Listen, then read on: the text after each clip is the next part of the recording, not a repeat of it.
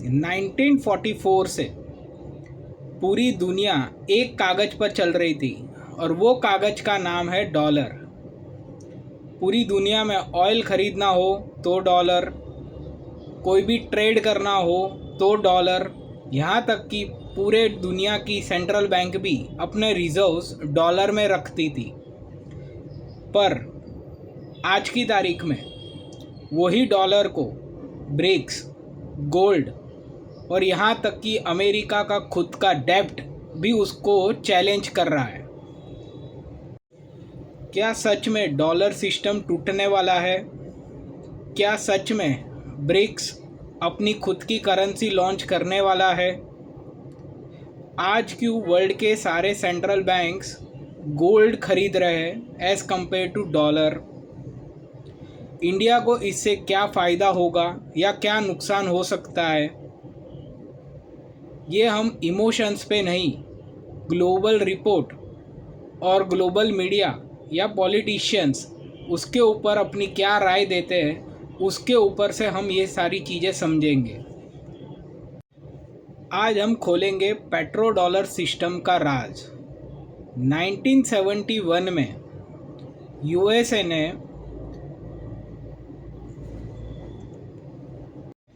आज हम समझेंगे पेट्रो डॉलर सिस्टम का राज।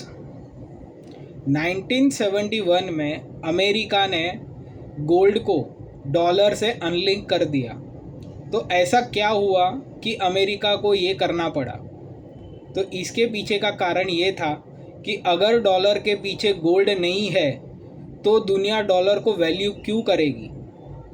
तो तभी से ये पेट्रो डॉलर सिस्टम का एक नया कॉन्सेप्ट बाहर आया।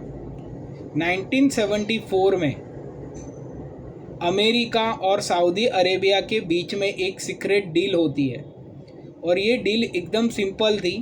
सऊदी अरेबिया ऑयल सिर्फ डॉलर में ख़रीदेगा और बेचेगा और ऑयल से जो भी प्रॉफिट आएगा वो उसका सबसे बड़ा हिस्सा डॉलर में रिजर्व यूएस ट्रेजरी बॉन्ड के तरीके से इन्वेस्ट करेगा।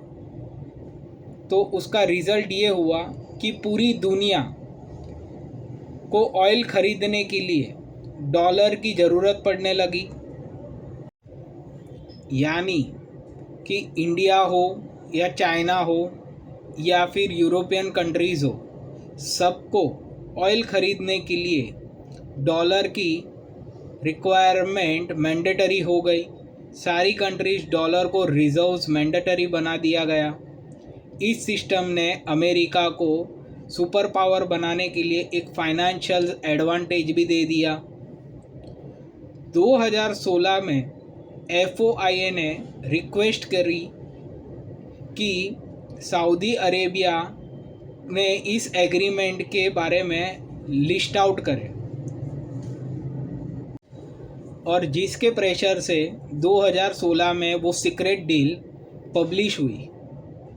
और फिर 2024 में ये रिपोर्ट आई कि सऊदी अरेबिया ने इस एग्रीमेंट को फॉर्मली रिन्यू नहीं किया। 50 साल तक जिस सिस्टम ने अमेरिका को फाइनेंशियली किंग बनाए रखा, क्या उसमें अब क्रैक आनी स्टार्ट हो गई है? ये पॉइंट्स और इसके साथ डिटेल्स एनालिसिस हमें फॉर्च्यून मैगजीन्स में, टेक वाले न्यूज़ रिपोर्ट्स में और बैट्रन वुड की हिस्टोरिकल रिकॉर्ड से हमें पूरी की पूरी डिटेल्स मिल जाती है। ब्रिक्स एक करेंसी नहीं है, एक इंफ्रास्ट्रक्चर वॉर है। हमने मीडिया में बहुत हेडलाइन सुनी है कि ब्रिक्स डॉलर को रिप्लेस कर देगा। रियलिटी इससे थोड़ी डिफरेंट है। ब्राज़ील के प्रेसिडेंट लुइस इनाक्यो लुला द सिल्वा ने क्लियरली बोला है कि ना ही कोई ब्रिक्स करेंसी का प्रपोज़ल अभी तक आया है, ना ही उसका कुछ ड्राफ्ट है, ना ही इंटरनल कोई डिस्कशन है फॉर ब्रिक्स की करेंसी के लिए। तो फिर दुनिया इतनी परेशान क्यों है? ब्रिक्स करेंसी से भी सबसे ज़्यादा डेंजरस ब्रिक्स की कंट्रीज़ ने ये चीज़ बिल्ड कर रखी है कि आज दुनिया मोस्टली स्विफ्ट सिस्टम पे डिपेंडेंस होने लगी है। अगर अमेरिका सैंक्शंस लगाता है तो कंट्रीज़ को ग्लोबल बैंकिंग सिस्टम से कट किया जा सकता है। रशिया के साथ एग्जैक्टली अमेरिका ने वही किया। इसीलिए ब्रिक्स कंट्री आज की तारीख में रशिया का SPSF चल रहा है, चाइना का CIPS है, इंडिया का UPI है, ब्राज़ील का PIX है, जैसे सिस्टम को कनेक्ट करने की प्लानिंग पर जोर दे रहा है। दुनिया के न्यूज़ रिपोर्ट या पोस्ट को माने, जैसे कि South China Morning Post, the Rio Times, BRICS summit के डिस्कशंस में हम ये समझ पा रहे हैं कि ये सिर्फ करेंसी की फ़ाइट नहीं है, ये फाइनेंशियल कंट्रोल की फ़ाइट है। ब्रिक्स में का गोल डॉलर को नीचे गिराना नहीं है, पर अमेरिका के कंट्रोल के बिना ट्रेड करने की एबिलिटी बनाना है। दुनिया की सेंट्रल बैंक क्यों गोल्ड बाय कर रही है, तो आज अभी इसके ऊपर भी हम समझते हैं कि एक इंटरेस्टिंग चीज़ ये हो रही है कि दुनिया की सेंट्रल बैंक आज डॉलर का रिजर्व्स ना रख के गोल्ड के ऊपर क्यों अपना फोकस और रिजर्व्स बढ़ा रही है। अकॉर्डिंगली गोल्ड काउंसिल के अनुसार 2022 में 1082 टन गोल्ड सेंट्रल बैंक्स ने खरीदे थे, 2023 में 1037 टन्स खरीदे, 2024 में 1045 टन्स खरीदे।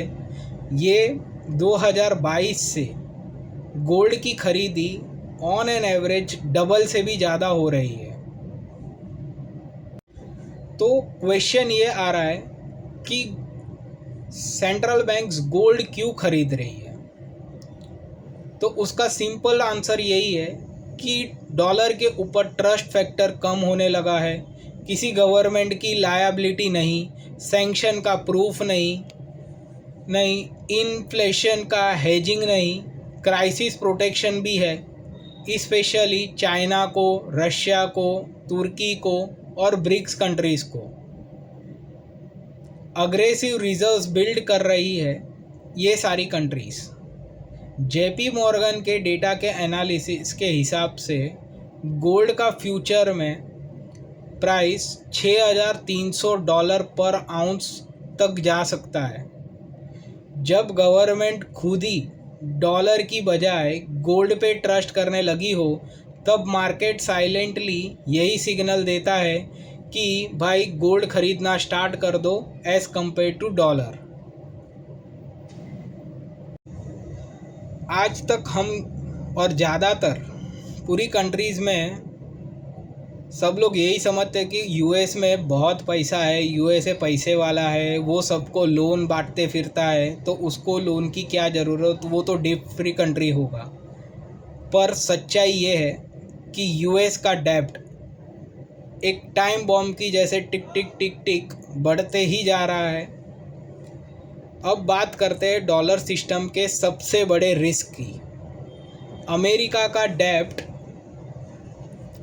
और federal deficit continuously huge level पर चल रहा है। US गवर्नमेंट हर साल $1 ट्रिलियन का बोरोवर्स कर रही है।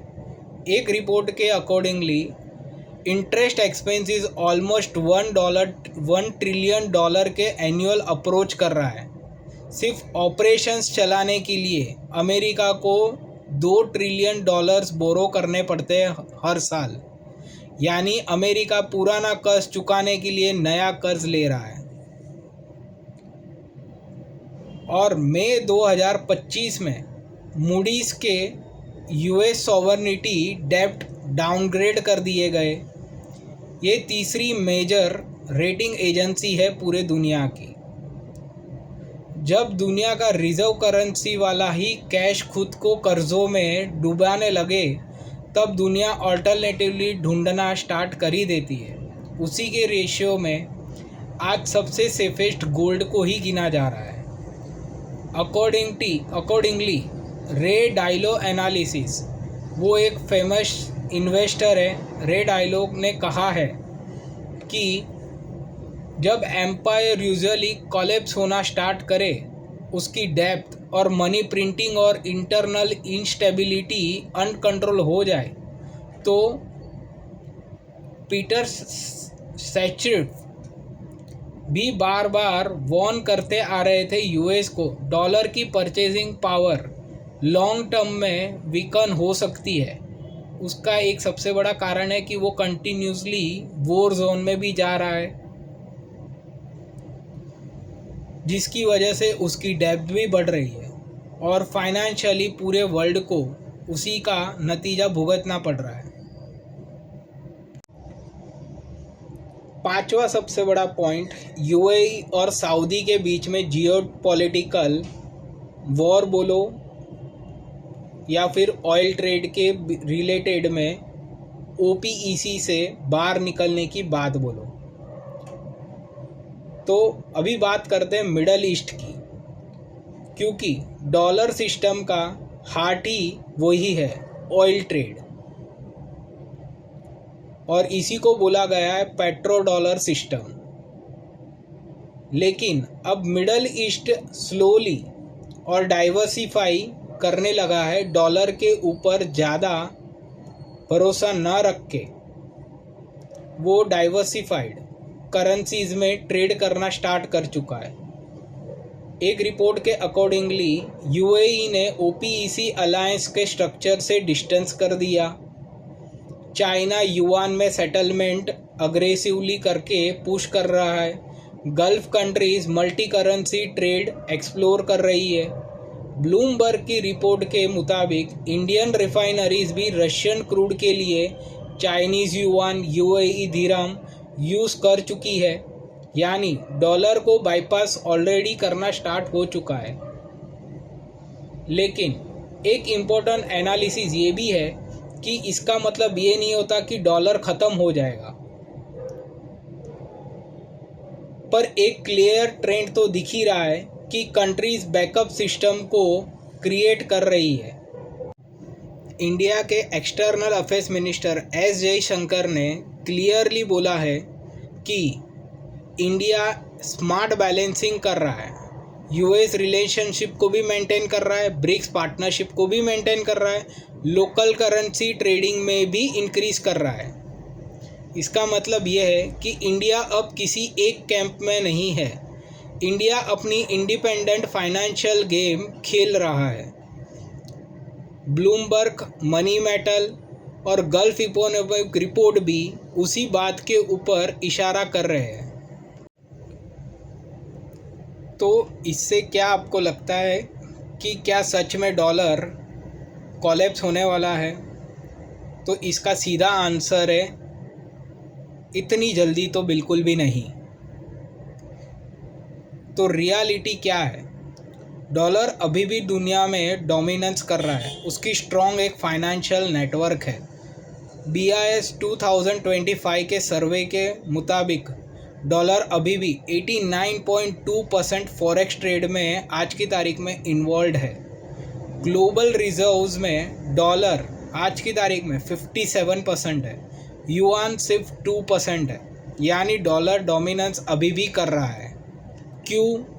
बिकॉज आज की तारीख में भी अभी भी ट्रस्ट है, लिक्विडिटी है, यूएस बॉन्ड का मार्केट साइज़ है, मिलिट्री पावर है, ग्लोबल बैंकिंग इंटीग्रेशन है, अभी भी अमेरिका को एडवांटेज देता ही देता है।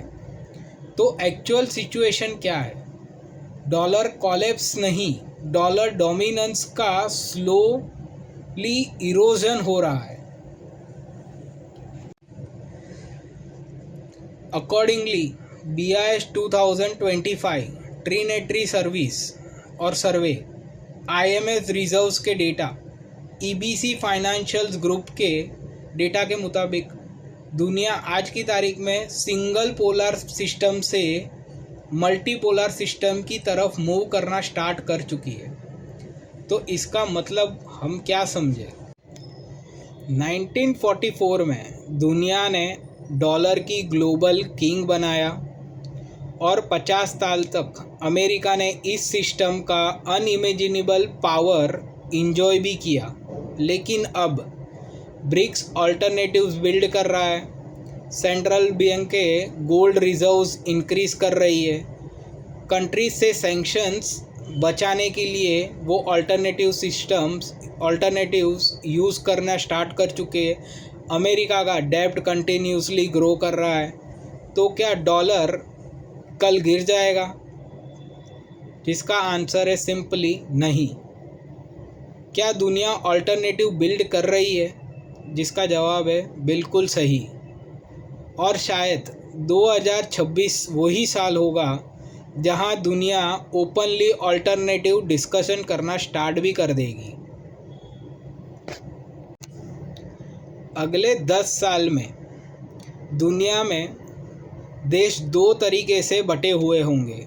एक जो देश जो फाइनेंशियल कंट्रोल करेगा और दूसरा जो देश वो उसके ऊपर डिपेंड रहेगा। अब देखना ये है कि इंडिया किस साइड पे खड़ा होता है।